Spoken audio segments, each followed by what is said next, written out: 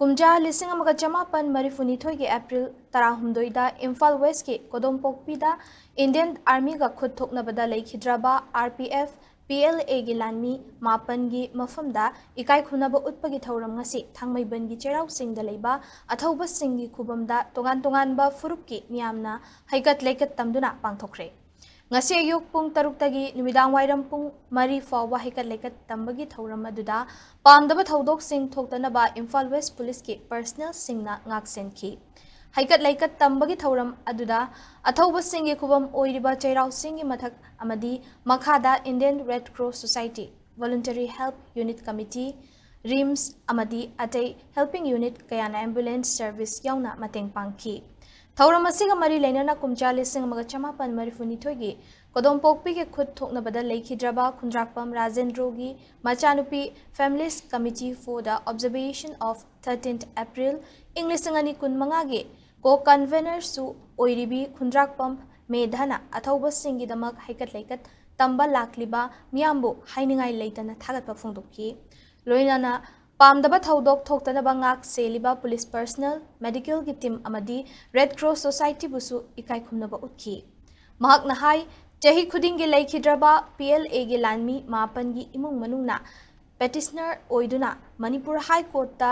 tharaki by application aduda Manipur High Court na lenga ki athingba dubu set aside tawduna chahi khuding gi imung manung amasung miyamna haikat leikat tambagi ayaba piduna latli handak chahi gi oinusu leikidraba Singgi imung manungna application thaduna chairau chingda Athouba Singgi ningsing Numit asi imung manung amadi miyamna haikat leikat tambagi ayaba pibaga loinana mafam asida ngasi ayuk pung taruk-tagi nungthilgi pung manga fawba haikat leikat tambagi ayaba pibani haiki ningsing bayai ngasi dagi na chahi nimfu humdoigi mamang kumja lising amaga chamapan marifuni thoigi April tarahumdoida Kodompokpida security forces singna khud thoknabada leikidraba PLA gi lanmi sing adudi tera sapam leirak-tagi Moirang Them Prem Kumar Kwakaithil Moirang Purel dagi Khundrakpam Chauba atopaming Rajendra Namairapam Laikai dagi Thaudam Kunja Bihari Namairapam Laikai dagi Thaudam Loken Naurem Laikai dagi Naurem Rajen Hairok Part 2 Litan Makhongdagi Maibam Paka Elias Chauthoi Haibong Pokpi Mayai Laikai dagi Sorok Haibam Kameshwar amasung More Haino Makhongdagi RK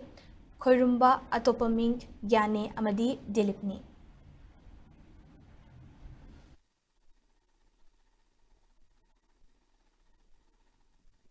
Kudingmak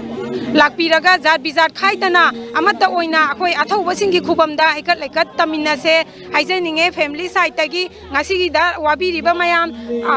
isaigi adagi thangtagi adagi yakairon sakpiba mayam makhagi Singgi isilinau mayam adagi